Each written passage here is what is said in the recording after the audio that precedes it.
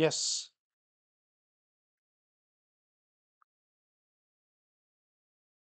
Hello, students. Welcome to Arthashastra Learning. Indian polity current affairs ఏదైతే 2024 course లేదా series మనం చేస్తున్నామో దాంట్లో 10 important most important landmark supreme court judgments 2024లో ఏవైతే ల్యాండ్ మార్క్ జడ్జిమెంట్స్ ఉన్నాయో ఆ ల్యాండ్ మార్క్ జడ్జిమెంట్స్ అన్ని కూడాను ఆ సిరీస్ అనేది మనం చాలా డీటెయిల్డ్గా స్టార్ట్ చేసాం. ఆ సిరీస్లో భాగంగా ఆల్రెడీ 6 కేసెస్ కంప్లీట్ చేసుకోవడం కూడా జరిగింది. ఇవన్నీ మనకి యూట్యూబ్లో కూడా అవైలబుల్గా ఉన్నాయి. సో ఈ వీడియో ద్వారా case number 7 right, case number 7 చూద్దాం. ఈ కోర్స్ అనేది యూపీఎస్సీ ఎగ్జామ్స్కి కానివ్వండి, టీజీపీఎస్సీ ఎగ్జామ్స్కి కానివ్వండి, ఏపీపీఎస్సీ ఎగ్జామ్స్కి కానివ్వండి, ఈ మూడింటికి కూడా చాలా అట్మోస్ట్ ఇంపార్టెంట్. ఈ 3 ఎగ్జామ్స్కే కాకుండా ఇతర ఎగ్జామ్స్ ఏవైతే ఉంటాయో క్లాట్ రైట్ లేదా లా సెట్ దీనికి కూడా ఇంపార్టెంట్ సార్ రైట్, దీనికి కూడా ఇంపార్టెంట్ అవుతుంది అన్నమాట. సో అసలు ఈరోజు కేస్ 7 ఏంటి, కేస్ 7 యొక్క వివరాలు ఏంటి, దానికి రాజ్యాంగంతో సంబంధం ఏంటి, ఏ ఆర్టికల్స్తో ఆ సంబంధము, ఏ సుప్రీంకోర్టు ప్రీవియస్ జడ్జిమెంట్స్కి ఏవైనా లింకుడ్ ఉన్నాయా, ఇవన్నీ చూసే ముందు మీ అందరికీ ఒక అనౌన్స్మెంట్ ఉంది సార్. ఎవరైతే Andhra Pradesh public service commission group 2 exam చదువుతూ ఉన్నారు, APPSC group 2 exam mains group 2 exam మనకి ఎప్పుడుంది, ఫిబ్రవరి 2025 రోజున ఉంది. ఫిబ్రవరి 2025లో ఏదైతే మెయిన్స్ ఎగ్జామ్ ఉందో వాళ్ళకి ఇది ఇంపార్టెంట్ కోర్సు. ఈ కోర్స్ ఏంటంటే సిలబస్ ప్రకారంగా రైట్ డీటెయిల్డ్ క్లాసెస్ ఉంటాయి, టాపిక్ వైజ్ ప్రాక్టీస్ ఎంసీక్యూస్ ఉంటాయి, అలానే పాలిటీ రిలేటెడ్గా current affairs with video explanation కూడా ఉంటుంది దీంట్లో. అంటే 3 కంబైన్డ్గా ఉంటాయి అన్నమాట ఈ యొక్క కోర్సులో. ఈ కోర్స్ వచ్చేసి మనకి వీక్లీ ఒక లైవ్ సెషన్ కూడా ఉంటుంది. Weekly 1 live session to clear your doubts. మీకు ఏమైనా డౌట్స్ ఉన్నాయనుకోండి, అది క్లియర్ చేయాలి కాబట్టి వీక్లీ ఒక లైవ్ సెషన్ కూడా దీంట్లో ఉంటుంది. ఈ కోర్సులో ఇంకా అప్డేట్ చేస్తూ ఉంటాను. ఆల్మోస్ట్ 95% కోర్స్ కంప్లీట్ అయిపోయింది, వీడియోస్ అన్నీ కూడాను. దీన్ని కొద్దిగా అలైన్ చేసేస్తాను. ఇంకా కొన్ని వీడియోస్ యాడ్ చేయాలి, అవి కూడా త్వరలోనే యాడ్ చేసేస్తాను. మాక్సిమం ఇంకొక వీక్ 2 వీక్స్లో యాడ్ చేసేస్తాను. ఓకేనా. ఈ కోర్స్ యొక్క డిజైన్ ఎలా చేయబడిందంటే మీకు మినిమం 70 అవుట్ ఆఫ్ 75 మార్క్స్ వచ్చే విధంగా కోర్స్ యొక్క డిజైన్ చేసాం మనం. Polity is a very crucial subject. చాలా మంది పాలిటీ అంటే స్కోరింగ్ అంటారు. స్కోరింగ్ కాబట్టి అది ఇంపార్టెంట్ సబ్జెక్ట్ అనమాట. స్కోరింగ్ సబ్జెక్ట్లో స్కోర్ చేయలేదనుకోండి కష్టం కదా. మిగతా సబ్జెక్టులలో మిగతా టాపిక్స్లలో స్కోర్ చేయలేవు, అందుకని టఫ్. ఇది స్కోరింగ్ కాబట్టి నువ్వు కొంచెం జాగ్రత్తగా దాన్ని ఇగ్నోర్ చేయకూడదు. 70 మార్క్స్ అనేది ఈజీగా తెచ్చుకోవచ్చు, 90% ఈజీగా స్కోర్ చేయొచ్చు పాలిటీలో. కానీ ఒక్కసారి నేర్చుకోవాలి, ఖచ్చితంగా మొత్తం నేర్చేసుకోవాలి, అప్పుడే ఏం కాదు. మరి సార్ ఓన్లీ ఏపీపీఎస్సీ గ్రూప్ 2 ఫిబ్రవరిలోనే ఉంది కదా, ఫెబ్బే కాబట్టి 3 మంత్స్ వ్యాలిడిటీలో వస్తుంది. 3 మంత్సే వ్యాలిడిటీ ఉంటుంది అనమాట. ఈ 3 మంత్స్కి మనకి 499 రూపీస్ ఉంటుంది. అయితే ఎవరైతే ఆల్రెడీ పాలిటీ చదివి ఇంకొకసారి ఫాస్ట్గా రివైజ్ చేయాలనుకుంటున్నారో వాళ్ళ కోసము 45 డేస్కి కూడా ఈ కోర్స్ అనేది అవైలబుల్గా ఉంటుంది. నాకు తెలిసి అరౌండ్ 399 రూపీస్కు 399 299 అనుకుంటా 299 రూపీస్కి ఉంటుంది. యా, సో 299 రూపీస్కి ఈ కోర్స్ అవైలబుల్గా ఉంటుంది. ఓకేనా. సో 45 డేస్ అయితే 300 రూపీస్ అనుకోండి, అండ్ 3 మంత్స్ అయితే మనకి 500 రూపీస్కి అవైలబుల్గా ఉంటుంది. సో ఇది మనకి గుర్తుపెట్టుకోండి సార్, చాలా important course for APPSC group 2 mains పాలిటీకి సంబంధించి. సరే, ఈ రోజు కేసుకి వెళ్ళిపోదాం సార్. ఈ రోజు కేసు చాలా ఇంపార్టెంట్ మనకి. ఎందుకని చూడండి, చెప్తా ఎందుకో. మీకు సబ్జెక్ట్ మ్యాటర్ తెలిస్తే మీకే అర్థమైపోతుంది. కేసు పేరు వచ్చేసి Ravikumar Dhansukhlal Mehta versus union of India case. Ravikumar versus union of India case. ఈ కేసులో సుప్రీంకోర్టు క్లారిటీ ఇచ్చింది. Promotion cannot be a right to claim అని చెప్పింది. పబ్లిక్ ఎంప్లాయ్మెంట్లో గవర్నమెంట్ ఉద్యోగాల్లో చేరాక article 16 clause 4 sub clause B ప్రకారంగా రిజర్వేషన్స్ ఇన్ ప్రమోషన్స్ ఉండవచ్చు. రిజర్వేషన్స్ ఇన్ ప్రమోషన్స్ ఇది 81వ రాజ్యాంగ సవరణ చట్టం ద్వారా మనకి రావడం జరిగింది. సో 81వ రాజ్యాంగ సవరణ చట్టం ద్వారా sorry article 16 B A article 16 clause 4 sub clause A ప్రకారంగా 77వ రాజ్యాంగ సవరణ చట్టం 77వ రాజ్యాంగ సవరణ చట్టం ద్వారా 77th కాన్స్టిట్యూషన్ అమెండ్మెంట్ యాక్ట్ ద్వారా మనకి ప్రమోషన్స్ లో రిజర్వేషన్స్ అనేవి తీసుకొచ్చారు. ఆర్టికల్ 16 క్లాస్ 4 బి ఇది 81వ రాజ్యాంగ సవరణ చట్టము carry forward of backlog post దీని గురించి ఇది మాట్లాడుతుంది. ఇది మనకి ఇప్పుడు అవసరం లేదు. So article 16 clause 4 sub clause A ప్రకారంగా రిజర్వేషన్స్ అనేవి ప్రమోషన్లో కూడా ఇవ్వచ్చు. సపోజ్ నేను గవర్నమెంట్ ఎంప్లాయీ, నాకు ప్రమోషన్ ఇవ్వట్లేదు, నేను సుప్రీంకోర్టుకి అప్రోచ్ అవ్వచ్చా? సుప్రీంకోర్టుకి వెళ్ళి ప్రమోషన్ అనేది నా ప్రాథమిక హక్కు, నాకు ఇవ్వట్లేదు అని చెప్పి వాదించవచ్చా అనేది ఈ కేసు. సుప్రీంకోర్టు ఏమని చెప్పిందంటే promotion in public employment cannot be a right to claim for government servants. It cannot be a right to claim అని చెప్పింది. నువ్వు క్లెయిమ్ చేయి, it is not a right, fundamental right కాదని చెప్పేసి డైరెక్ట్ గా.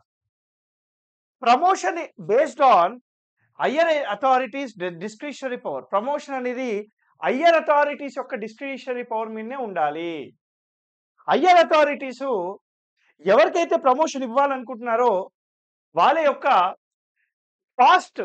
యొక్క ఏదైతే పాస్ట్ సర్వీసెస్ కానీ, స్కిల్స్ కానీ, పర్ఫార్మెన్స్ కానీ ఇవన్నీ చూసి ప్రమోషన్ ని డిసైడ్ చేస్తారు. మీ యొక్క హయ్యర్ క్వాలిఫికేషన్స్ కానీ, మీ యొక్క మెరిట్ కానీ ప్రమోషన్స్ కి ఇది ఏమీ ఖచ్చితంగా ఇది డిటర్మైన్ చేయాలని ఏమీ లేదు అని చెప్పింది సార్ సుప్రీంకోర్టు. అసలు ప్రమోషన్ లెక్క ఇక్కడ పక్కన పెట్టేస్తే అసలు రైట్ అంటే ఏంటి? What is the meaning of a right? Just for our understanding, what is the meaning of a right? A right is a reasonable claim of an individual. A right is a reasonable claim of an individual. How do you know something is reasonable? Which is accepted by society at large. Accepted by society at large.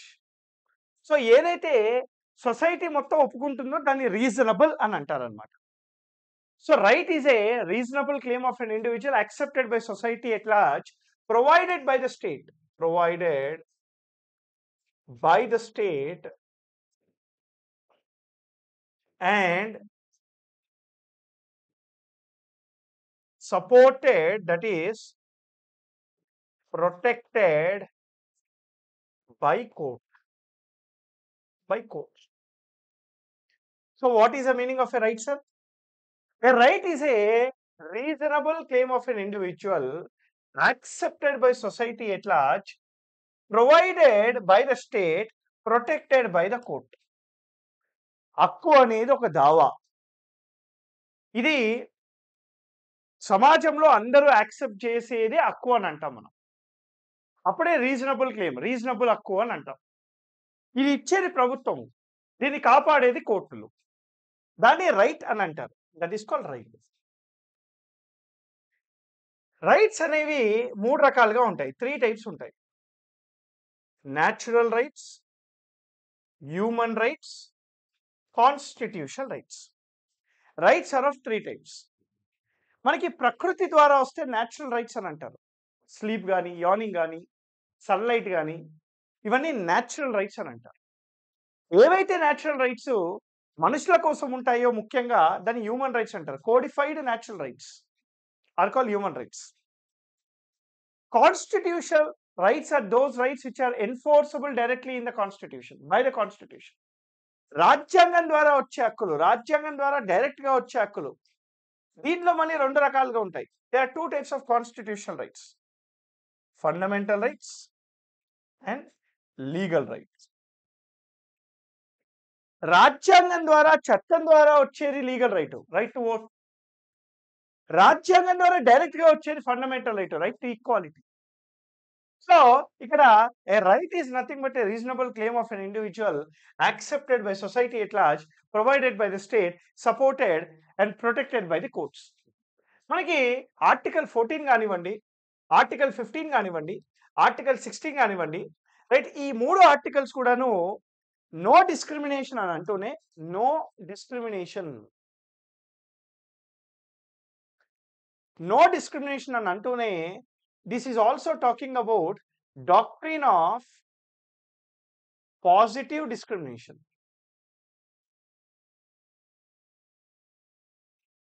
ఇదే మళ్ళీ positive discrimination గురించి కూడా మాట్లాడుతుంది. అంటే సమాజంలో కొన్ని మందిని empower చేయడానికి రిజర్వేషన్స్ అనేవి ఇవ్వాలి. ఎవరికంటే ఇవ్వాల్సింది రిజర్వేషన్స్? రైట్, ఉమెన్ కానివ్వండి, చిల్డ్రన్ కానివ్వండి, ఎస్సీలు కానివ్వండి, ఎస్టీలు కానివ్వండి, బీసీలు కానివ్వండి, ఎకనామికల్లీ వీకర్ సెక్షన్ కానివ్వండి, వీళ్ళకి రిజర్వేషన్ ఇవ్వాలి అని అంటున్నారు. ఎక్కడ ఇవ్వాలంటే రిజర్వేషన్ వీళ్ళకి?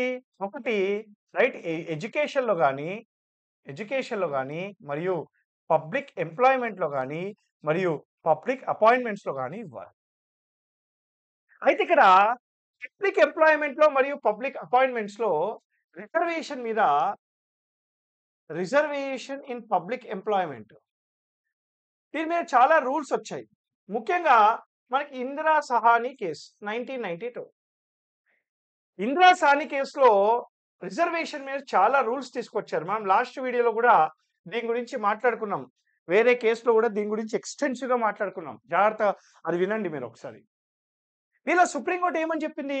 ఇందిరా సాహ్ని కేసులో సుప్రీంకోర్టు ప్రమోషన్స్లో నో రిజర్వేషన్స్ అని చెప్పింది సార్. ప్రమోషన్స్లో రిజర్వేషన్స్ ఇవ్వకూడదు అని చెప్పింది. మరి ప్రమోషన్స్ లో రిజర్వేషన్ ఇవ్వకూడదు అన్న సుప్రీంకోర్టుని తిగ్గరిస్తూ 77వ రాజ్యాంగ సవరణ చట్టం 2005 ప్రకారంగా ఆర్టికల్ 16 క్లాస్ 4 సబ్ క్లాస్ ఏని యాడ్ చేసి రిజర్వేషన్స్ అనేవి ప్రమోషన్స్ లో కూడా తీసుకొచ్చేసారు. దీన్నే మనకి M Nagaraju versus union of India కేసులో ఛాలెంజ్ చేశారు. M Nagaraju versus union of India కేసులో ఛాలెంజ్ చేసినప్పుడు కోర్టు ప్రమోషన్స్ లో రిజర్వేషన్స్ అనేవి ఒప్పుకున్నాయన్నమాట. So court accepted, supreme court accepted. ఇంతవరకు బాగానే ఉంది. మరి ఇంత వ్యక్తి ఉన్నాడు. ఈ వ్యక్తి గవర్నమెంట్ ఎంప్లాయీ. ఈ వ్యక్తికి ప్రమోషన్ ఇవ్వట్లేదు. మరి ఈ వ్యక్తి కోర్టుకి వెళ్ళొచ్చా? కోర్టుకెళ్ళి నాకు ప్రమోషన్ ఇవ్వట్లేదు, నాకు ప్రమోషన్ ఇవ్వండి అని చెప్పేసి అడగవచ్చా? అదే ఈ కేసు అండి, మన Ravikumar Dhansukhlal Mehta versus union of India case. ఈ కేసులో సుప్రీంకోర్టు ఏమని చెప్పింది సార్ అంటే, రైట్ ప్రమోషన్స్ అనేవి it is not to claim. You can't claim promotions. అంటే నువ్వు హక్కుగా భావించి నువ్వు క్లెయిమ్ చేయలేవు. మరి ప్రమోషన్స్ అనేది ఎవరు ఇస్తారు? హయ్యర్ అథారిటీసే ఇస్తారు. ఏ బేసిస్ మీద ఇవ్వాలంటే హయ్యర్ అథారిటీస్? స్కిల్స్ కానివ్వండి. ఏ బేసిస్ మీద ఇవ్వాలంటే సార్? స్కిల్స్ కానివ్వండి, లేదా పాస్ట్ పర్ఫార్మెన్స్ కానివ్వండి, రైట్ ఈ బేసిస్ మీద ఇవ్వాలి. నీకు ప్రమోషన్ రాలేదు అని చెప్పి నువ్వు కోర్టుకి వెళ్ళలేవని చెప్పింది సుప్రీంకోర్టు. ఇక్కడ ఇది హయ్యర్ అథారిటీ యొక్క విచక్షణాధికారం, discretionary power. It's a discretionary power of the supreme court, higher authorities to provide reservations in promotions. ఇది I hope you understand. Promotion cannot be claimed. ఇది క్లియర్ కదా? ఇప్పుడు ఇంకొక కేసు చెప్తాను దీని గురించి, దీని రిలేటెడ్ గానీ ఇంకొక కేసు చెప్తారు మీకు. ఓకే, నెక్స్ట్ పేజ్ లో చెప్తాను. మనకి there is a case called Uttarakhand reservation case 2011. దీన్ని 2021లో జడ్జిమెంట్ ఇచ్చింది సుప్రీంకోర్టు. ఏమని చెప్పింది? Reservations or the provisions related to reservations are not fundamental rights అని చెప్పింది. రిజర్వేషన్స్ అనేది ప్రాథమిక హక్కు కాదు అని చెప్పింది సుప్రీంకోర్టు దీంట్లో. మరి ప్రావిజన్స్ ఉన్నాయి కదా, రాజ్యాంగంలో article 15 class 3, 15 class 4, 15 class 5, 15 class 6, 16 class 3, 16 clause 4, 16 class 5, 16 class 6 ఏంది ఇవన్నీ? మరి ప్రాథమిక హక్కులలో రిజర్వేషన్స్ అనేవి ఉన్నాయి కదా, మరి ప్రాథమిక హక్కులు కాదంటావే, అదెట్లా సాధ్యము? సుప్రీంకోర్టు అన్నది the provisions are only enabling provisions అని చెప్పింది. అంటే ప్రభుత్వం ఇవ్వాలి అనుకుంటే దీని ద్వారా ఇవ్వాలి కానీ ఒక వ్యక్తికి ఇవ్వకపోతే వచ్చి అడిగే అధికారం లేదు, ఇది హక్కుగా భావించకూడదు ఒక పౌరుడు అని చెప్పింది సుప్రీంకోర్టు. అంటే these are just enabling provisions. That means the state can provide notifications without reservations also. రిజర్వేషన్స్ ఎందుకు ఇస్తారు? సమానత్వం లేదు దేశంలో, సమాజంలో అందరినీ సమానంగా చూడట్లేదు, అందరినీ ఎంపవర్ చేయాలి అని చెప్పి ఇస్తారు. ఇమాజిన్ ఇన్ ఫ్యూచర్ ఎస్సీలు, ఎస్టీలు, బీసీలు, ఈడబ్ల్యూఎస్, ఓసీలు అందరూ సమానంగా వచ్చారు అనుకోండి సార్, అందరికీ సమానంగా సమాజం చూస్తుంది అనుకోండి సార్, ఇంకా రిజర్వేషన్స్ ఎందుకు? వీళ్ళు ఈ స్థాయి నుంచి ఈ స్థాయికి రావడానికి కదా రిజర్వేషన్స్ తీసుకొచ్చింది. ఆల్రెడీ వచ్చేసారంటే ఇక రిజర్వేషన్స్ ఎందుకు? So if state feel that there is equality of treatment by the society, the state can come up with a notification without reservations అని చెప్పించారు సుప్రీంకోర్టు. ఇది ఉత్తరాఖండ్ కేసు. సో ఇక్కడ మీరు article 14 right, equal protection of laws, article 15 reservations, article 16 reservations, ముఖ్యంగా article 16 clause 4 sub clause A reservations in promotion, 77వ రాజ్యాంగ సవరణ చట్టం, ఇవన్నీ కూడాను గుర్తుపెట్టుకోవాలా. సో ఇది మనకి ఈ కేస్ నెంబర్ 7 ఏంటి సార్, రవికుమార్ దున్షుక్లాల్ మీద versus union of India case. మరి నెక్స్ట్ వీడియోలో ఇంకో కేసు ద్వారా మీ ముందుకు వస్తాను. Till then thank you very much. Happy learning. జై హింద్.